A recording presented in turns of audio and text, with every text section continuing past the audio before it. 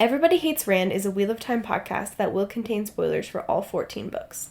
So if you're anti-spoiler, stop this, read all 14 books, and come back. We'll be here, waiting. Our title is a joke and is meant to be taken as such. Everybody in this context refers to us and our cats. You are free to feel however you want about Rand. He's a fictional character. Please don't DM us. The world is a mess, Dark One stretching out his hand.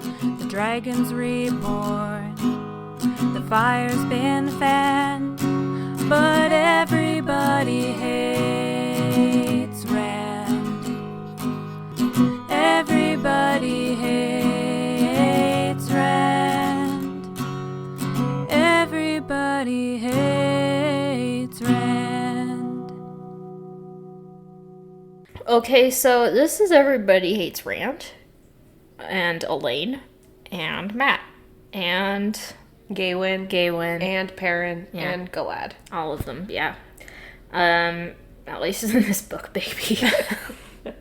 It's your friendly neighborhood Wheel of Time podcast. I'm Emily Jushaw. And I am Sally Goodger, and I want to apologize at the top of the hour. I had physical therapy today, which is has a large massage therapy component for me given my specific issues, and she obliterated my muscles today. She's like, your neck is really stiff, and then proceeded to just dig her fingers into the back of my neck, and I was like, I'm always laying down, and I sat up, and I was just like, I made the most horrible noise. I was just like, oh, and she's like, yeah, you're gonna be pretty sore tomorrow.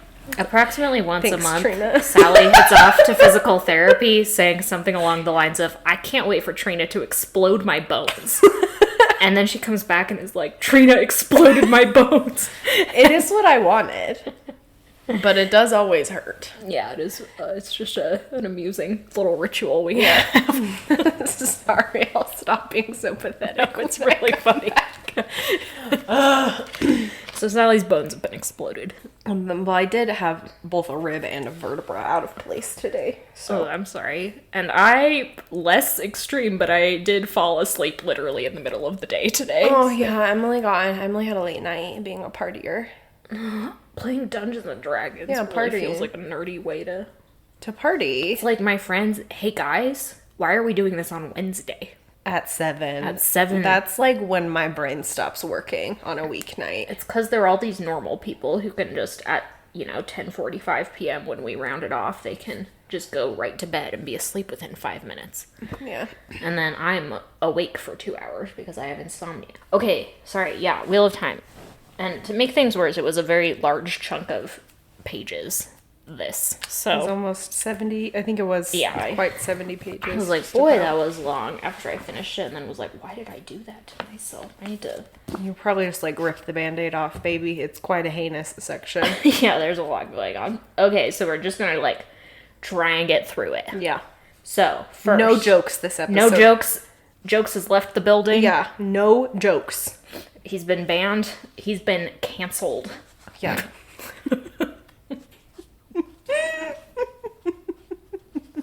What does Otis's mom call it? Deleted? We start with, tragically I know, Gawain, who is patrolling the White Tower, feeling useless because Egg has told him, don't guard my rooms at night. Very reasonable request. He's like, but I keep turning like a magnet toward Egg's rooms because I just can't stay away.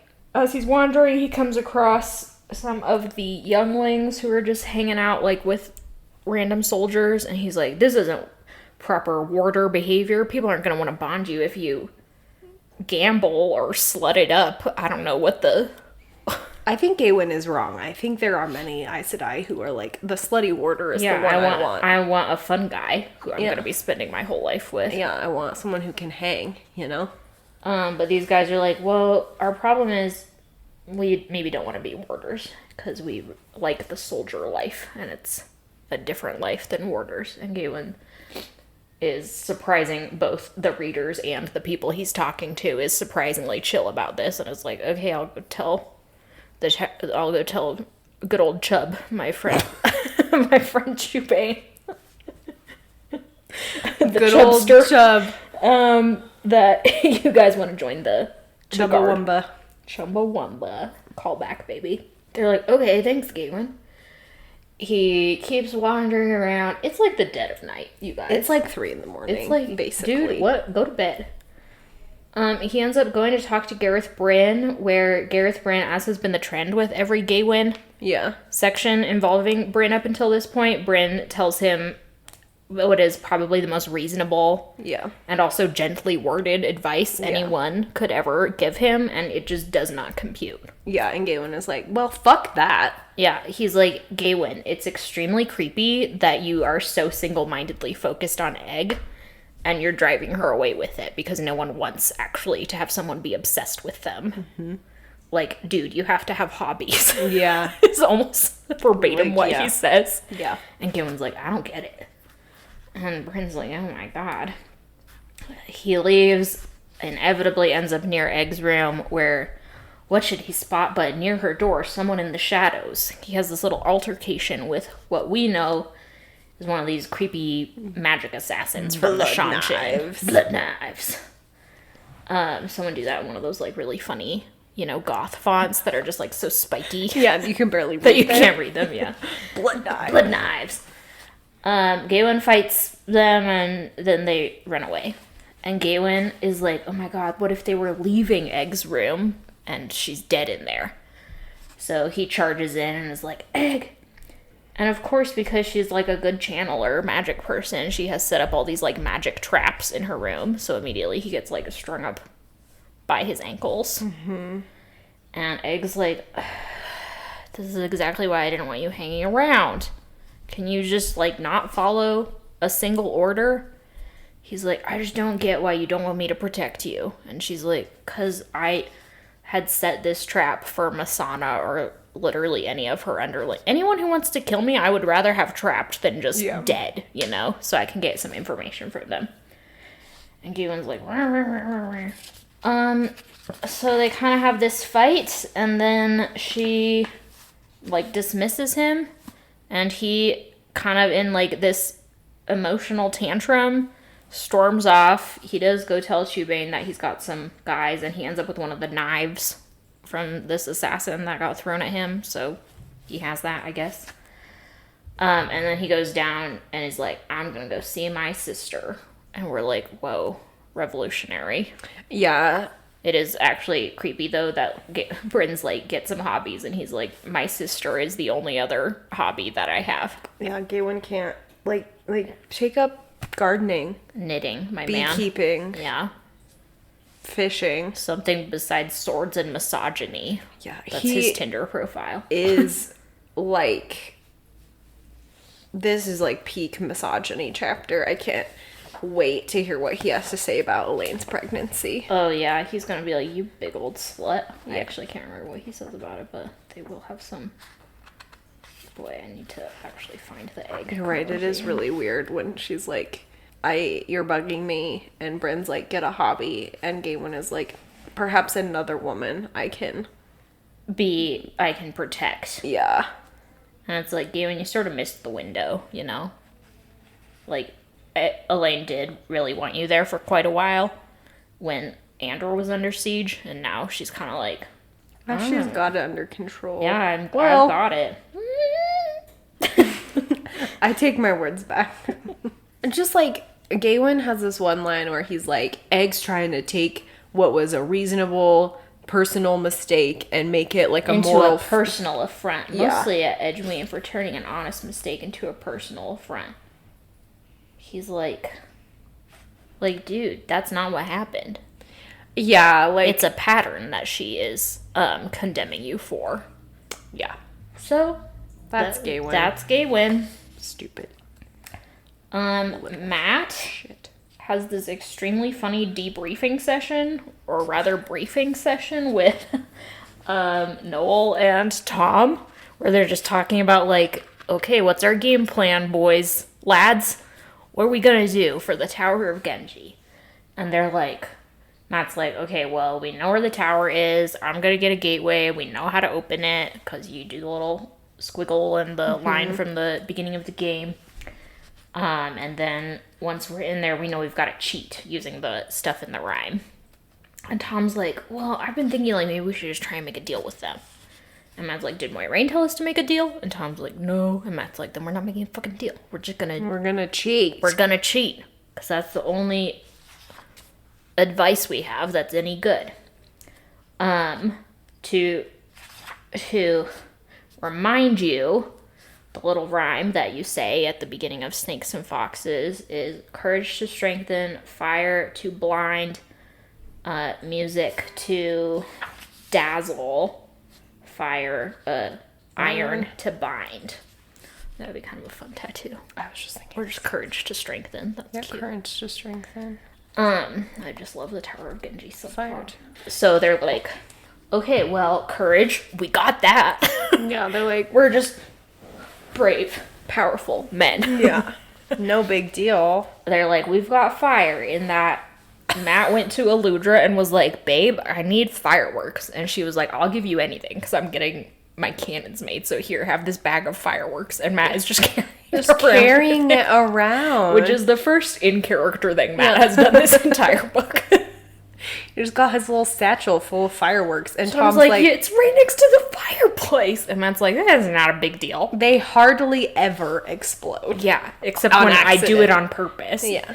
Like, Tom, I don't know, are you surprised? This was the guy you caught Cutting crouching one over, open. cutting open back in book 3.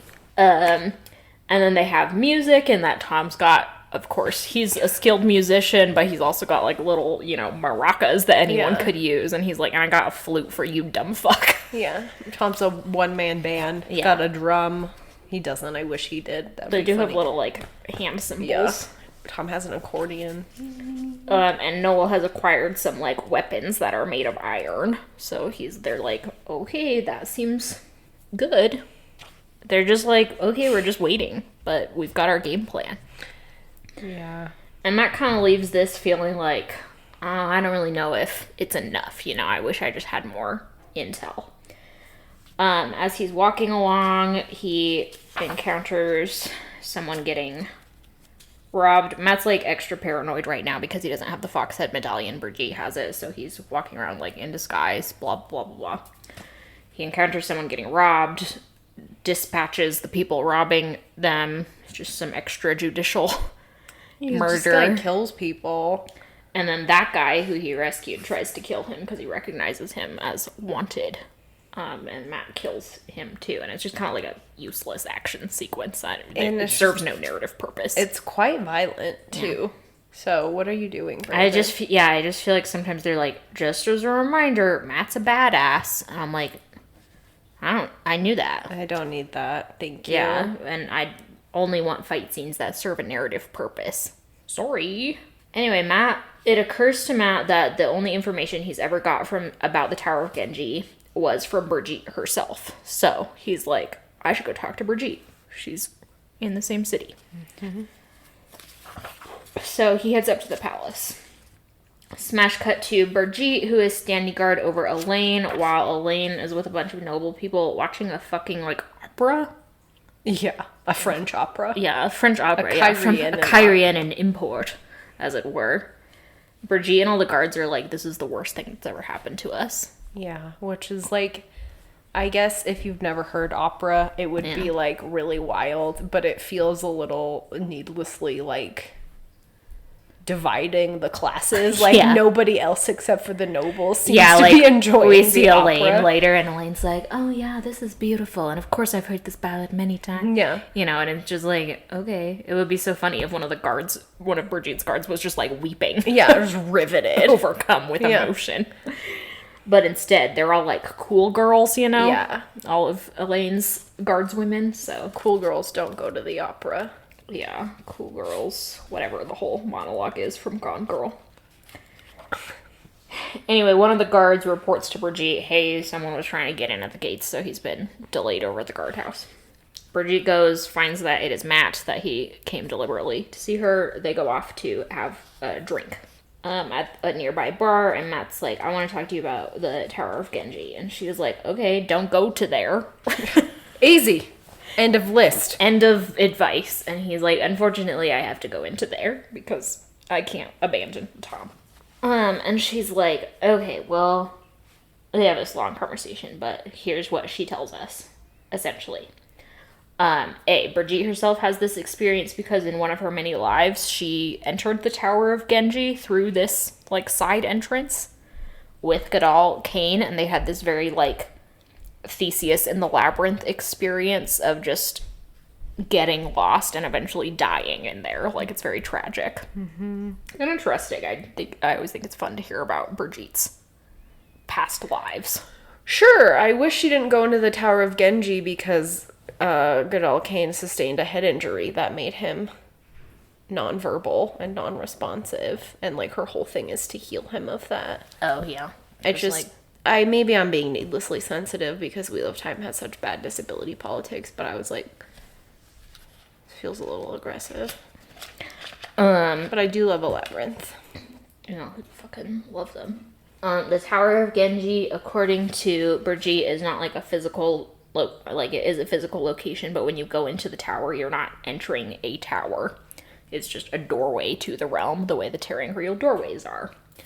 And what it does is allow you to sidestep the treaties, which Brigitte sort of references as, like, if you enter either of those Tel'aran'rhiod doorways, you're essentially under protection of these ancient treaties. Where they have to answer your questions, they have to grant your favors, and, they can't shed blood. They can, of course. She has this really chilling line about traps with ropes. Yeah. And Matt, of course, is like, ugh, with his hanging scar. I don't know, I just, is a really good line for some reason. I really enjoyed it. She's like, overall, they probably won't, do things that will make you bleed. They'll try and trick you and trap you and confuse you. She's like, the thing about the tower is you can just go on and on and on and on forever and never get where you're going because it's a weird alternate crazy dimension. Right. She's like, but if you get to this one specific chamber, which is this I can't remember what she calls it. But anyway, if you get to this one specific room, then they'll make a deal with you. So she's like, your best bet is to get in, get to that room, make a deal, and they will make you give up something. You'll have to make a sacrifice. You'll have to actually make a bargain. And she's basically like, it's impossible. You can't, the chances are 1 in a million. And he's like, I don't know, you're talking to me, Mr. Luckman. Yeah, Chance Boy himself. Chance Boy himself. It's pretty good odds. And she's like, fair enough. I guess. Okay. I think my favorite part of this is Brigitte mentions that she and Geidel Kane were in there for 2 months. And Matt's like, 2 months? And she's like, yeah, that's when my provisions ran out. And he was like, oh my God. Yeah. We didn't think about provisions at all. I just have a bag of fireworks. Shoves his bag of fireworks a little farther under the table. He's like, food? I forgot about food and water. Oh, man. Oh, God. It's so funny to me. Yeah, he's like, how long were you in there? She's like, well, I had provisions for 2 months, and then when those ran out, I don't know how long we lasted. And he's like, Jesus fucking Christ. Yeah. Oh, they're funny. Oh, Matt. Anyway, then Brigitte gets her warder senses pinged and is like, oh, fuck it, Elaine. So, Elaine, over at the opera, or rather after the opera, or rather at the opera, while she's examining the Foxhead medallion, and is like, yes, I have made some copies, but they're not as good. Because, now I can't remember why they're not as good, but they're not as good. Yeah, she says it's just a surprisingly complicated Tel'aran'rhiod, which is it's actually not surprising. Yeah. She's not been able to mimic the effect that weaves don't impact the wearer. She's almost inversed it so that the wearer, or if you're holding it or touching it, cannot channel. Yeah, so it's weird. And it'll deflect some basic weaves, but not the big one. It's not anything really valuable. The ultimate invulnerability that the original has. So she's like, disappointing, but I do have to give this back to Matt. Or actually, she's like, maybe I won't give it back to Matt. And then she's like, no, Elaine. I have some ethics. I'm like, barely. Barely. They leave. She and the other nobility, like, retire to a parlor to I know. have their little salon. She has an extremely creepy interaction with Silvas, who's one of the nobility, who's like, it's me, I'm a sociopath. Yeah. Based on all of the, like, true crime podcast signs. Yeah. She just gives off weird vibes, and she has an expressionless face, and she has a traumatic childhood. So she must be a serial killer. Of course she is, but... And she's, like, set up this whole thing to get a Lorian who... It doesn't matter. She's doing political shit that I don't care about. Anyway, Elaine then is struck by this idea. She's like, and Brigitte not here to stop me. It's perfect. So Elaine goes up to her rooms, disguises herself as one of the, like, you know, just like a woman shrouded in darkness with a big booming voice to pretend to be one of the Forsaken. And she's like, I have the medallions to protect me. So she goes down to her dungeons, like, weaves a gateway into one of the cells, which is extremely funny to me because, like, 7 books ago, Elaine was like, we can't possibly travel straight to Abu Dar because what if we cut open some sheep with the gateway? But she's like... Cutting open a woman is fine. Yeah. If she's evil. If she's evil. Crimes? What about the sheep, though? What about them? What about him? Anyway, she travels straight there. As you may recall, like, 6 Black Raja got captured and put in the dungeons in the last book. Not in the last book, literally a couple books ago. At the climax of the Camelin plot. And I thought that also, so did, what's his name? Hatchet Face. Hatchet Face. Yeah, me too. I was really... Oh my god. You guys suck. But apparently not. Or maybe he was in a cell and got released. It's very confusing. It's hard to say. And all we know is that they've been down there and they've been being questioned by Silvas's torture secretary. But like, Elaine won't let him actually do torture, which is where she gets this stupid fucking idea. Yeah, she's like, I have to trick them into revealing information. And it's like, yeah, it's exactly what a Forsaken would do, is go in and be like, so, what are your plans? Yeah. So, who have you killed? Could you just lay out for me your crimes and sign right here? It's like, this never works. Come on, guys. But she goes in there and then is like having this conversation with this lady who's kind of suspicious, but not really. And then she is surprised by the cell opening, and it turns out Silvas's torture secretary, I know you guys aren't gonna believe this, but he's evil. Go figure. Yeah. People who do torture for a living? What not a shocker. Upstanding citizens as a whole. Yeah, whatever the U.S. government tells you. So he's, like, released some of the Black Aja and is like, come on in, we're gonna go see what this is about. Yeah. So they're like, what's this? And are like, it's Elaine, obviously. Do they make the jump that it's Elaine? No, they're like, who the fuck is they're this? Like, this is not one of the Forsaken, because why would one of the Forsaken be like, remind me? Yeah, it's like Elaine shields a couple of them, then the secretary, like, tackles her. And she, like, basically gets it under control, you know? She's like, okay, I've got the 3 Black Raja ladies are either unconscious or shielded, and this guy's tied up, and so she kind of just, like, lets it drop, because she's like, okay, I'm not fooling anyone anymore. Mm-hmm. Then, Hatchet Face comes up and stabs her in the back all of a sudden. And it's like, Elaine's also been shoved into a wall, and now she's getting stabbed in the side. Yeah, like one of her arms breaks or dislocates or something. And she's like, oh my god, Brigitte was right. I can still get hurt. And readers, I don't know what to tell you. She really is that stupid. Yeah, like, it's such a surprise for, like, when she gets stabbed in the back, of course, her first thought is like, oh my god, what if the babies get hurt? Yeah. And it's like, yeah, like, prophecies are so tricky. Like, saying you'll live until your babies are born could basically mean, doesn't guarantee the safety of your children. You know, like, what if it's like you never have children and therefore you just, like, live your whole life, you know? Not to, like, belabor the point, but it's just like, Elaine, you are ridiculous. Queen idiot. Like, this whole plot, this whole idea of hers is beyond stupid. just above and beyond idiotic.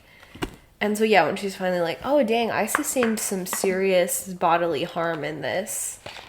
You're like, God, I don't feel any sympathy for you at all. I was like, I hope both your arms get broken. Yeah, like, Hatchet Face comes up and is like, hello, my queen. Yeah, freak. Me. And I'm like, okay. Like, I'm not even vaguely... I'm grossed out by this guy, but I'm just like, yeah, stab Elaine. It's what she deserves at this point. Yeah. So now Elaine's, like, fucking bleeding out. Some of her shields fell off. So one of the Black Aja ladies, heals her. Because they're like, we want to take her alive. And they're basically getting ready to, run away with her. Oh, first, Hatchet Face just fucking murders the others. Like, these 3 Black Aja ladies, he just murders them. And then it's like, bye. Yeah. He also ends up with both medallions, both the original and the copy. And Elaine is so... she doesn't want him to get away with the original, of course. So she, like, channels and causes, like, a little earthquake or something. Like, a bunch of rocks fall. So he gets away, but with a copy of the medallion, but she still has the original. Mm-hmm. And now these 3 Black Aja ladies are dead, and so is the secretary guy. And they find out later that there were a few other Black Aja ladies in the dungeons who escaped also. And, like, killed all the kinswomen who were supposed to be watching the dungeons. Yeah, like, there were guards women in there who got killed. So... Elaine, overall, body count of, like, 7 for this shenanigan. Some of you may die, but that's a sacrifice I'm willing to make. Exactly, she's the worst. Net loss. Yeah, and, like, one of your bad guys got away. Nope. So what did you... And you didn't even learn anything. Of your bad guys got away, yeah. She's, like, learned vaguely... Like, someone alludes to a plan to, like, invade Andor. Someone is like, we're out to assassinate Matt. And she's like, why does anyone give a shit about Matt? I'm the queen. And I'm like, girl, your obsession with your own relevance to the plot is misguided. Delusional. To say the least. Yeah. Delulu. Obviously, Brigitte and Matt then get there and are like, hello, Elaine. And she's like, I fucked up. And they're like, no freaking way. Yeah. Jesus Christ. Brigitte should just kill her at this point. Yeah, Brigitte should be given a gun with a single bullet. Yeah. As soon as those babies are born. Goodbye. Goodbye. These are my babies now. You don't deserve them. Then our next we cut to Elaine, like, in bed with Brigitte standing by, and one of, like, her midwife has come to give her an examination to make sure the fetuses are still healthy. Yeah. She's still so early on in her pregnancy, by the way, that, like, her midwife has not recognized the fact that she is bearing twins. Yeah. Like, it still assumes that it is a single baby. Yeah. It's also weird to me that Elaine doesn't tell her that she knows. She might have told her, and then she's just like, I won't believe it until there's actual scientific evidence, such as 2 heartbeats. That's valid. But whatever. She's a woman of science. Yeah, and as a woman of science, she's like, you're on bed rest for a week because you're so stupid. And Elaine's you just got stabbed. Like, you need to rest. Elaine's like, I can't rule a country from bed. And she's like, you will. Yeah. Bitch. This midwife's my favorite character. Yeah, I love this lady who's just like... Elaine's like, I'm the queen. And she's like, yeah, and I'm your doctor. No one's gonna... Yeah, you think the guards won't listen to me? Yeah, everyone's gonna... I precede you, not in matters of state, but in matters of you. Yeah. So, should have prescribed 9 months of bed rest. Yeah, Brigitte says something similar. It's like, so you're just gonna lock me away? And she's like, if I could for the next 6 months, that would be ideal. Ideal. Matt hilariously is just outside of the room at this point, just sitting in the waiting room. Yeah, basically. dad in the waiting room, just awkwardly. Yeah. Not even dad, just dad's weird friend. This is your weird Uncle Matt. That's like, ugh. Don't call me that. I hate that. And I don't even like your mom, so. I don't like your mom or your dad. Yeah, really, they both suck. You guys could get there, but it'll take some time. You're guilty until proven innocent. Yeah, the gene pool isn't on your side here. We're little ginger freaks. Anyway, God bless him. The midwife leaves, and Matt, like, pokes his head in. He's like, you decent? Are you in there? He's like, you wearing clothes? Elaine's like, yeah, come on in. And Bridget's like, did you even, like, get anything from that? And Elaine's like, something about an invasion, and also, Matt, they're out to kill you. And Matt's like, there literally couldn't be any more people out to kill me. Yeah. This changes nothing. Yeah. She's like, here's your medallion back. He's like, oh, cool, did you do anything with it? She's like, I made some copies, but they're not as good. And does not tell him that that one guy got away with it. And we kind of cut off on this scene with Matt being like, okay, well, by the way, I've had an idea about the golem, so, but I need some help. We're like, oh, plan incoming. A worm? In these chapters, we also get a Lamb point of view where he's getting more guys. Then we get an Eturald point of view where he's now in the city of Meridon. He goes with Yoeli to meet the, like, rulers of this city who are now under house arrest because Yoeli's, like, faction has taken over to assist. Eturald's leggy is fine, by the way. He got healed. And they just meet with these guys, and it's like they're just a couple of dumb rich people. And it's like, okay, this wasn't really a scene worth having. Oh, and Yoeli's like, I'll be executed when the queen returns. And Eturald's like, probably not. Like, you did the right thing. Mm-hmm. And he's like, no, I'll demand to be executed. And Eturald's like, Borderlanders are so fucking stupid. And I'm like, Eturald, king shit. Yeah, honestly. he's like, this weird code of honor you have isn't really working for you. Yeah. Why would you demand to be executed when you saved a bunch of lives and are going to help us prepare for the last battle? And Yoeli's like, you wouldn't get it. You wouldn't get it. Sorry. It's just like, You just wouldn't get it. you just wouldn't. Duty's heavier than a mountain, or whatever the fuck. Smash cut to Perrin, who literally walked. This was Perrin's first line. Perrin entered their tent to find Fail brushing her hair. She was beautiful. Like, second grade writing shit. She was beautiful. It's literally the only thing he ever thinks when he looks at Fail. Yeah. God, she's beautiful. Really over the whole motif of women brushing their hair. He's like, I got her this hairbrush special by trading for it. With gall. With gall. Which is hilarious. Gall just had a silver comb. He's like, for some reason she thinks our anniversary celebration is important, so I'm gonna meet her at her level. And you're like, husband of the year. Yeah. Wow. Wow.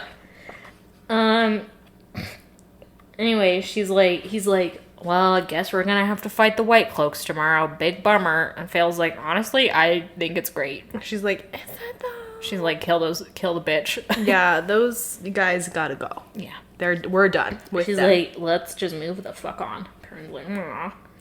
Goes to sleep. He goes to the Wolf Dream and hangs out with Hopper a little bit. He learns how to follow people when they teleport in Tel'aran'rhiod, which seems like a... Yeah, good skill. Yeah, and Hopper kind of is like, you can only do this if you're a wolf guy. Like, because you have to have the wolf sense of smell. Mm-hmm. And I think that's pretty true. I don't know if we ever see any other characters who are able to do that. So yeah, Perrin learns that cool skill. He's still, like, a novice at it, obviously. And Perrin's also, like, awakening to the fact that the things that he believes in Tel'aran'rhiod end up being, like, real. Mm-hmm. Like, at one point he has this, like, memory or this imagination involving chickens and, like, a bunch of chicken feathers float around. And everyone's like, remember, what you do in Tel'aran'rhiod, like, you gotta keep your brain under control. Which just, like, made me, it, like, gave me pause, because I was like, I feel like when Egg and the girlies first came to Tel'aran'rhiod, it was like they couldn't go a millisecond without being like, God, everything's changing so fast, because my little woman brain is moving so fast, and just, I can't settle on one, I can't concentrate. I'm always thinking of myself in different clothes. My clothes are always changing. My hair's always changing. Oh my God, I'm hysterical. Mm-hmm. My womb is wandering. And Perrin's just, that's never been a fucking issue for Perrin. The only, like, change that happens in the Wolf Dream for Perrin is that he turns into a wolf. Yeah. Which kind of seems more related to the wolf thing than the Tel'aran'rhiod thing. Tel'aran'rhiod, yeah. So the fact that it's being introduced now for Perrin is, like, wild to me. Yeah, it has one of those things that feels like it could have been, like, an editorial oversight on Brandon's part or the editors at Tor. which very much could be the case. However, I don't want to make assumptions or excuses for that type of editing because the ultimate effect is a very misogynist rendering of how the different genders operate in Tel'aran'rhiod. It's very much the like women are chaotic, unstable, volatile versus emotional versus men who are rational, stable, steady, dependable, and it's just like such an egregious example of that philosophy, which does infiltrate the entire text. Yeah, so. It is. And it seems to be like an effort to correct that is happening now with having Perrin encounter that, but it's like way too late in the game. Too little, too late. Yeah. As he's in Tel'aran'rhiod, Perrin, like, he's running with a pack of wolves, and kind of one of them sort of snuffs out, gets killed. So Perrin is like, it's Slayer! I hate that guy who I haven't seen in 11 books. Yeah. Or whatever the fuck. Goes and teleports over to him. Hopper this entire time is like, absolutely do not do this. You are not ready. Nope. Young Padawan. No. Perrin's like, fuck you. Fuck you, old man. Fuck you, Dad. What do you know? Wolf Dad. I can do shit. So he goes and confronts Slayer. And they have just this little altercation where it's like, oh, Slayer's a little surprised because Perrin's, learned a couple things in the last 2 days. Yeah. But then is ultimately, like, has been in Tel'aran'rhiod and wandering around doing shit for the last 80 years. So experience trumps. And he outclasses Perrin very quickly. Perrin flees back to Hopper. And Hopper's like, what did I fucking tell you, bitch? And Perrin's like, I thought I could take him. And Hopper's like, you can't. You gotta learn more shit. Just go. He's like, get out. I'm done with you. Yeah, the other thing that Hopper tells Perrin is that, like, you're here, he's, saying it in wolf terms, but he's like, you're here too strongly. And that's not just in Tel'aran'rhiod, like, that's in your real life, too. Like, you get too single-minded and too focused. Mm-hmm. And Perrin begins to wonder for the first time in his life if he's responsible for his own actions. Oh my god. If things don't just happen to him, but maybe, like, he does things. Yeah. He's like, maybe this kind of, like, wolf rage that I've been talking about is maybe just, like, a me thing. An inherent part of my personality, and not just, like, a thing that happened to me. Yeah, that by some twist of fate, I'm inflicted with this berserker rage. Yeah. And it's like, maybe that's just my real life. Like, he's like, it wasn't like that in the Two Rivers. And it's like, yeah, you weren't getting attacked by Trollocs on the daily in the Two Rivers. Never had to fight, yeah. Yeah, You were a blacksmith. Yeah. And he's like, oh, I did have kind of like a hyper fixation, as it were, on my work. So, oh god, maybe I do just have this personality. Yeah, it is truly a shocker that yeah, it's taken this long. You love to see someone overcoming their own victim complex, I guess. But boy, has it been an agonizing road to get here. So stupid. Perrin wakes up, goes for like a little walk. Gaul goes with him, which I think is just like cute. Yeah. Like, Perrin gets some wood and is like, I'm just gonna go do something useful and chop wood while I think about my feelings. And Gaul's just, like, sharpening his little spear, just hanging. They're like two guys playing. There, what's the phrase? I can't remember, but it's like they both have their handheld video games in the same room. Yeah. Very charming. Then Elias comes to talk to him. And Perrin's like, did you ever try to not be a wolf? And Elias is like, it wasn't really an option for me because, it happened while I was a warder and then I had to, like, flee being a warder and then it was, like, the wolves or nothing, so sort of just leaned in. Yeah. In a feminist way. Lean in. Lean in. Girl, wash your face. Girl, wash your face. And Perrin's like, I'm just so worried about it because I knew this one guy who just became a wolf. Basically, and it really disturbed me. And Elias is like, yeah, I don't know what to tell you about that. Like, yeah, it sounds pretty disturbing. It sounds fucked up. Perrin says something like it just had to happen to him or whatever. And Elias is like, did it though? Again, you make choices. Yeah. Perrin's like, no. Perrin's like, well, thanks for being here, I guess, Daddy. And Elias is like, yeah, no problem. I always forget that, like, I do like to hang out with people every once in a while. It's like, okay, it's a heartwarming conversation. They're like, at dawn, we ride to fight the White Cloaks. Yeah. And you guys, I bet they won't. I don't know. Just some crazy feeling I have. It's almost like you've read the book. Well, a shocking amount of things I don't remember. Well, this is a long book, and a lot of things happen. Yeah. Anyway, our next section will not have quite so much point of view shifting. We will get Min and Rand going back to Erin Doman. Then we'll get the sort of climactic chapter of Galad and Perrin meeting face to face for the first time, and we'll see what comes of that. Then we'll get an Edwin point of view in the tower. And I think that's our next section. Yeah. Much more bearable than this one. So not a lot of conversation because honestly, you guys, we've talked about all this shit before. Yeah, you know? Galen's misogyny, Elaine's stupidity, pretty old turf. Yeah, Perrin's indecision. Yeah. And unwillingness to take responsibility. Wow.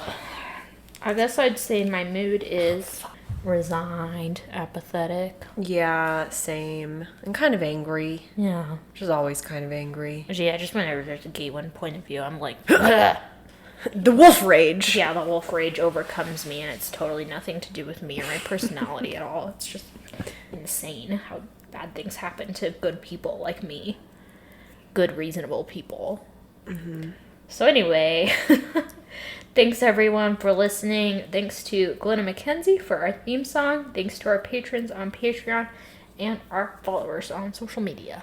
We love you guys, and it's been so fun. It's Spotify Wrapped season, and it's been so fun and so rewarding to see Everybody Hates Rand, this silly little ding-dong podcast, be on so many people's top 5 podcasts of the year. That's so fun. Thank you so much for listening. Yeah, that's sick.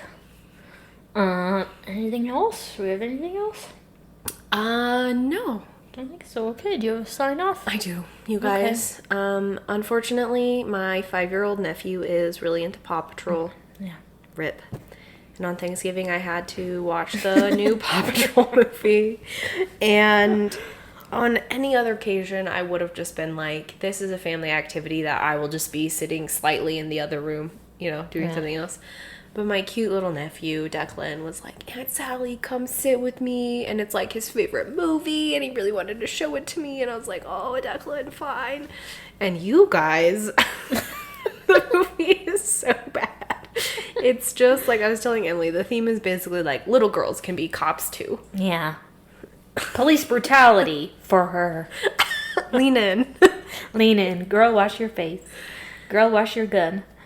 I'm gonna get you a t-shirt that says Defund Paw Patrol. I would wear it every day. I hate those stupid little bastards. Chase the Paw Patrol dog is my arch nemesis. Oh, that's so good. Oh, hi to Ed. Ed's in his little Buddha pose, meditating. All right, everyone. Hope you have a good week. Don't watch the Paw Patrol movie. Yeah, for fuck's sake. Bye. Bye.